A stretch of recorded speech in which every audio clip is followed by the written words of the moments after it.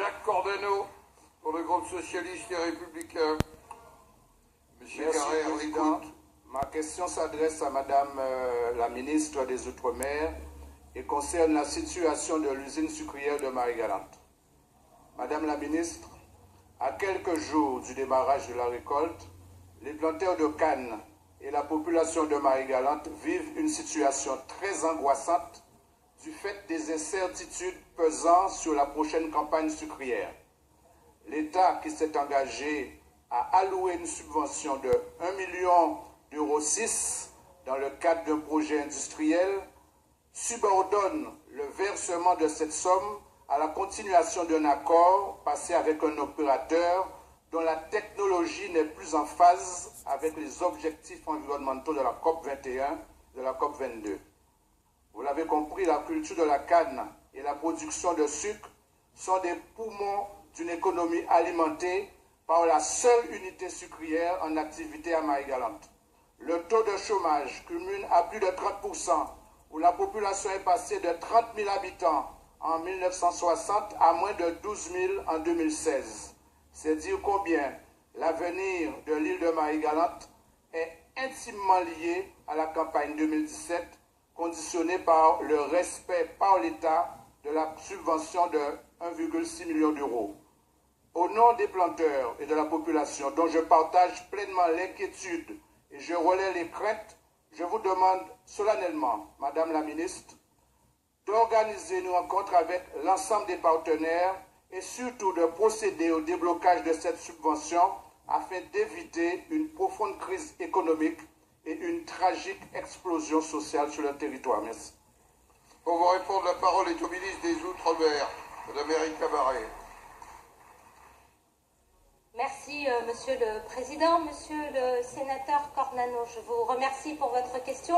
Elle nous permet de faire un point très précis sur ce dossier. D'abord, je partage avec vous sur cette activité vitale pour le développement de Marie-Galante, qui est la canne à sucre.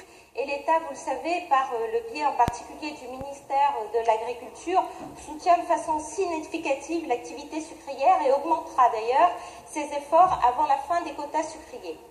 Compte tenu, et j'en reviens au dossier qui nous intéresse, compte tenu des contraintes particulières de l'île de Marie-Galante, la sucrerie doit faire face à des défis économiques et environnementaux particulièrement importants. Et il est dès lors nécessaire, pour garantir sa survie, de coupler son activité à une centrale thermique. Et la construction de cette centrale bagasse-biomasse permettra d'alimenter en énergie la sucrerie, mais également de valoriser la coproduit issu de la canne. Marie-Galante s'est engagée grâce au volontarisme des élus locaux sur un ambitieux agenda de développement durable que je tiens à saluer, et le projet d'Albioma, co-construit depuis 2012 avec les planteurs et les industriels, y participe également. À l'heure actuelle, seule cette initiative est suffisamment avancée pour remplacer rapidement la chaudière de la sucrerie puisqu'elle a obtenu les autorisations nécessaires.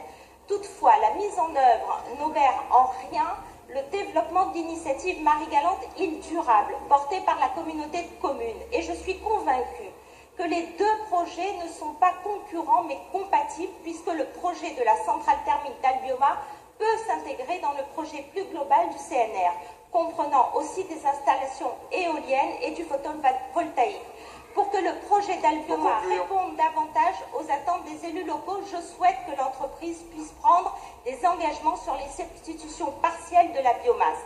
L'État est prêt à verser, monsieur le sénateur, les 1,6 million d'euros dès qu'un accord sera trouvé sur le terrain. Et une réunion s'est tenue lundi entre le conseil départemental, le conseil régional et la préfecture.